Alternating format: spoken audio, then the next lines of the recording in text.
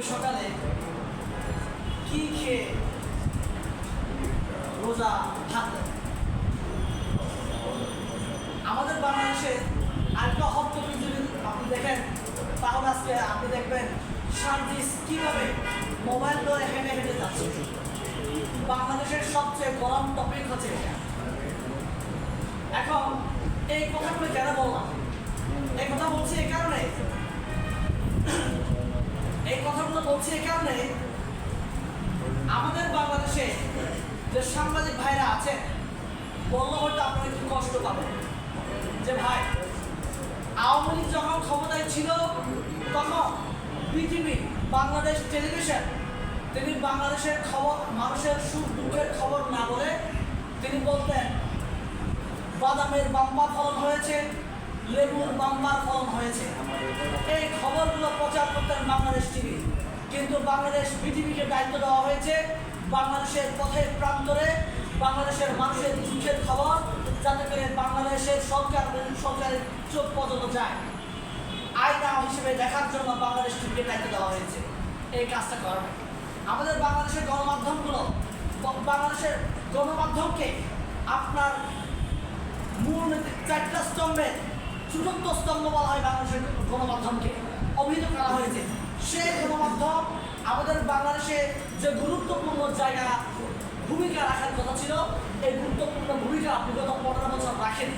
এখন আমরা জুলাই আগস্টের পরে যে বিপ্লবটা পেয়েছি, সেই বিপ্লবের পরে সাংবাদিকরা কি দায়িত্ব ভূমিকা পালন করছেন আপনারা যদি দেখেন, তাহলে সেই চিরাচরিত প্রথায় বিগত 15 বছর শেখ হাসিনা, খুনি হাসিনাকে যেমনটা ভাবে আপনার ফুলিয়ে ফাঁপিয়ে মিডিয়াতে প্রচার প্রচারণা চালানো হতো, ঠিক বর্তমানে এই জুলাই বিপ্লবে যে সমস্ত আপনার জুলাই বিপ্লবে যারা মাঠে ছিলেন না, তাদেরকে ফুলিয়ে ফাঁপিয়ে মাঠে আনা হচ্ছে, যাতে করে 1971 সালে মুক্তিযুদ্ধে যেমন প্রকৃত মুক্তিযোদ্ধারা যেমনটা মাঠ থেকে ছিটকে পড়ে গেছে, তালিকা থেকে বাদ পড়ে গেছে, এই জুলাই বিপ্লবে প্রকৃত যারা মাঠে যোদ্ধা ছিলেন তারা আজকে মাঠ থেকে ছিটকে গেছে।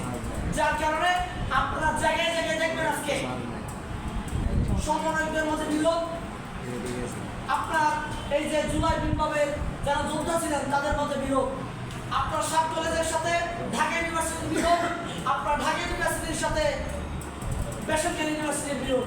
এই বিরোধগুলো আসছে একমাত্র আমাদের বাংলাদেশে যে ওই খুনি হাসিনার যে পাঁচটা যে সমস্ত মিডিয়াগুলো ছিলেন, এই মিডিয়াগুলো আজ তাদের কাছ থেকে টাকা খেয়ে আমার এই জুলাই বিপ্লবে যে সমস্ত ভাইরা সত্যিকার অর্থে গুলিবিদ্ধ হয়েছে, আপনারা অঙ্গহানি হয়েছে, তাদেরকে মিডিয়া আনা হচ্ছে না। আপনাদেরকে এই জন্য বাংলাদেশে এই যে সাংবাদিক ভাইরা, আজকে সাংবাদিক ভাইদের আমাদের করণীয় কি, তাদের কিভাবে আমরা দেখতে চাই? আমরা দেখতে চাই সাংবাদিকরা এমন ভূমিকা পালন করবে যে ভূমিকা আজকে আমার আলেম ভাইদেরকে কোন জায়গায় আক্রমণ করা হয়েছে, হেনস্থা করা হয়েছে, আমার বাংলাদেশে কোন ধর্মকে আপনার ধর্ম পালন করতে গিয়ে অবমাননা করা হচ্ছে। আপনারা জানেন কিনা এটা, যে বিগত 15 বছর এই বাংলাদেশের মুসলমান ভাইদেরকে জঙ্গিবাদের ট্যাগ লাগানো হয়েছে। জঙ্গিবাদের ট্যাগ লাগানোর জন্য সহায়তা করেছে আমার এই সামাজিক মিডিয়া ভাইয়েরা। এখন সত্য কথা বললে অনেকে কষ্ট পাবে, কিন্তু বলতে হবে আমাদেরকে শুধরাতে হবে। এখন এই সাংবাদিক কারা? এই সাংবাদিক আমি, আপনি, আপনার ভাই, আমাদের আত্মীয় স্বজন, আমাদের ভাই বন্ধুরা। কিন্তু আমাদেরকে আগে নিজের জায়গা থেকে পরিবর্তন আনতে হবে। আমরা যদি নিজের জায়গা থেকে পরিবর্তন আনতে না পারি, তাহলে আমাদের এই বাংলাদেশকে পরিবর্তন করতে পারবো না। এখানে একটা টপিক আছে, সেটা হচ্ছে পুলিশ ভাইরা। পুলিশ ভাইদের আমার কেমন দেখতে চাই? আমি কিছুক্ষণ আগে গুগলে সার্চ করে দেখলাম কোন রাষ্ট্রে পুলিশ নাই। ভ্যাটিকান সিটি আপনারা সকলে জানেন, আপনার ঢাকা শহর থেকে আরো অনেক সদর শহর, এই শহরে ভ্যাটিকান সিটি পুরো পৃথিবীতে একটা উজ্জ্বল নক্ষত্রের মতো জল করে জ্বলছে। তার কারণ ওই শহরে কোনো পুলিশ নাই, তার মানে ওখানে সন্ত্রাস নাই, দুর্নীতি নাই, খুন রাহাজানি নাই। এইরকম একটা বাংলাদেশ বিনির্মাণে এই পুলিশের ভূমিকা আমাদের দরকার। কিন্তু বিগত 15 বছর আপনারা দেখবেন আলেম ওলামাদেরকে ডান্ডা বেরি পরিয়ে আপনার হ্যান্ডকাপ পরিয়ে জেলখানায় তোলা হচ্ছে আদালতে। কিন্তু এখন যারা কিনা এই বিগত 15 বছর গুম খুন রাহাজানির সাথে জড়িত ছিল তাদেরকে আজকে আমরা হাসি মুখে আপনার বলতে শুনি মুজিব আমাদের সংগ্রাম করে বাঁচতে শিখিয়ে গেছে। এই সংগ্রামের কথা শুনতে কি আমরা তাকে আদালতের প্রাঙ্গণে উঠিয়েছি নাকি? আমরা তো উঠাইনি।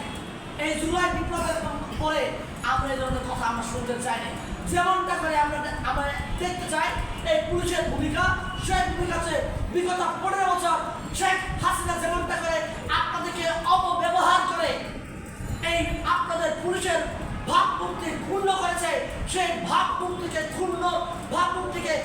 পুনরুদ্ধার করার জন্য আপনাদেরকে যে আলেম ওলামাদেরকে ডান্ডা বেড়ে পরিয়ে আদালত প্রাঙ্গণে উঠানোর বাধ্য করেছে, সেই লোকদেরকে আজকে আপনারা ডান্ডা বেড়ে পরিয়ে আদালত প্রাঙ্গণে উত্থাপন করেন। আমরা তখন বুঝবো আপনি শুনতে গেছেন, কিন্তু জায়গায় জায়গায় দেখতে পাচ্ছি পুলিশের সেই ভূমিকা আগের মতো। সে আগের ভূমিকায় যদি আপনারা অবতীর্ণ হন তাহলে আমাদের অবস্থা কি হবে, বাংলাদেশের কি অবস্থা হবে? এখানে দেখতে পাচ্ছেন অপরাষ্ট্রনীতির সংস্কৃতি পরিবর্তন করে আমরা বাংলাদেশকে আমার প্রিয় মাতৃভূমিকে উন্নত রাষ্ট্রে রূপান্তর করতে চাই। এই উন্নত রাষ্ট্রে যদি রূপান্তর করতে চায় এই পুলিশকে নিয়ন্ত্রণ করে কারা? এই পুলিশকে নিয়ন্ত্রণ করেছে এই চেয়ারে যারা বসে, আমার মতো আপনার মতো যারা চেয়ারে বসে তারাই। বিগত 15 বছর এই যে বাংলাদেশে আজকে 54টা বছর চলছে, 54 বছর বয়সে পা দিয়েছে আজকে। এই 54 বছরে 53 বছর বিএনপি আওয়ামী লীগ চালিয়েছে, এখন পরিচালনা করছে জাতীয় নাগরিক পার্টি। এই জাতীয় নাগরিক পার্টি এই পুলিশকে কোন ভূমিকায় পরিচালনা করবে? এই জাতীয় নাগরিক কমিটির উপর নির্ভর করে এই পুলিশের ভূমিকা। এখন পুলিশের যে ভূমিকা দেখতে পাবেন এটা পুলিশের ভূমিকা না, জাতীয় নাগরিক পার্টির ভূমিকা। আগে যে ভূমিকা ছিল বিএনপি আওয়ামী লীগের ভূমিকা, এখন দেখবেন জাতীয় পার্টির ভূমিকা। এখন আমার কথা হচ্ছে যে জাতীয় পার্টি, জাতীয় নাগরিক পার্টি, আমার ভাই আপনার ভাই আমাদের সহযোদ্ধা ভাইরা এই আন্দোলনের মাধ্যমে ওরা চেয়ারে বসেছে, এরা একটা নতুন রাজনৈতিক দল করেছে, শুভকামনা জানায়। এদিকে আমি উদাত্ত আহ্বান জানাতে চাই ভাই, বিএনপি আওয়ামী লীগ যে ফর্মুলায় পুলিশকে নিয়ন্ত্রণ করেছে আপনারা ওই ফর্মুলায় আপনার পুলিশকে নিয়ন্ত্রণ করবেন না। তাদেরকে স্বাধীনভাবে নিয়ন্ত্রণ চলতে দেন, স্বাধীন কাঠামো তৈরি করে, যাতে করে ওরা কোনো রাজনৈতিক দলের এজেন্ডা যাতে ওরা বাস্তবায়ন না করে। আমি চেয়ারে বসবো, আমার এজেন্ডা বাস্তবায়নের জন্য পুলিশকে ব্যবহার করবো, আপনি আগামীকাল বসবেন, আপনার এজেন্ডা বাস্তবায়নের জন্য পুলিশকে ব্যবহার করবেন। দিন শেষে পুলিশ তার চেহারা ফ্যাকাশে হয়ে যাচ্ছে। ফ্যাকাশে হচ্ছে কেন? তা আমার আপনার চরিত্র তার মাধ্যমে শুরু হচ্ছে। তাই আমি সবাইকে অনুরোধ করবো আমাদেরকে পরিবর্তিত হতে হবে। এই বাংলাদেশকে যে অপরাষ্ট্রনীতি থেকে আমরা যদি নিজেকে মুক্ত করতে চাই, এই বাংলাদেশকে যদি আমরা এগিয়ে নিতে চাই, তাহলে আমাদেরকে আগে পরিবর্তন করতে হবে। এই চেয়ারে আগে আসিফ নাহিদ বসেনি, মাহফুজ বসেনি, এখন ওরা বসেছে। ওরা আমাদের মতো, আসিফ নাহিদ আমাদের সহযোদ্ধা ছিলেন রাজপথে, এরা আজকে চেয়ারে বসেছে। এই চেয়ার তাদেরকে সঠিকভাবে পরিচালনা করার জন্য ভারতের আগ্রাসন বিরোধী এবং বাংলাদেশকে যাতে সত্যিকার অর্থে আমরা বহিঃশক্তি মুক্ত বাংলাদেশ বিনির্মাণ করতে পারি, এই জন্য আমাদের সবাইকে স্বতঃস্ফূর্তভাবে এই সাংবাদিক এবং পুলিশ ভাইদেরকে সহযোগিতা করতে হবে। তাদেরকে যদি আমরা অপব্যবহার করি সেই খুনি হাসিনার মতো করে, তাহলে এই পুলিশ এবং সাংবাদিক কখনো শুধরাবে না, আমরা শুধরাবো না। আমরাই শুধরালে পুলিশ এবং সাংবাদিক শুধরাবে। আমরা যদি না শুধরাই পুলিশ এবং সাংবাদিক শুধরাবে না। কারণ পুলিশ সাংবাদিক বলেন, আমরা বলেন, সবাই আমরা এই বাংলাদেশের নাগরিক। এই বাংলাদেশকে আমাদেরকেই সাজাতে হবে, এই বাংলাদেশকে আমাদেরকে এগিয়ে নিতে হবে। সবাইকে ধন্যবাদ।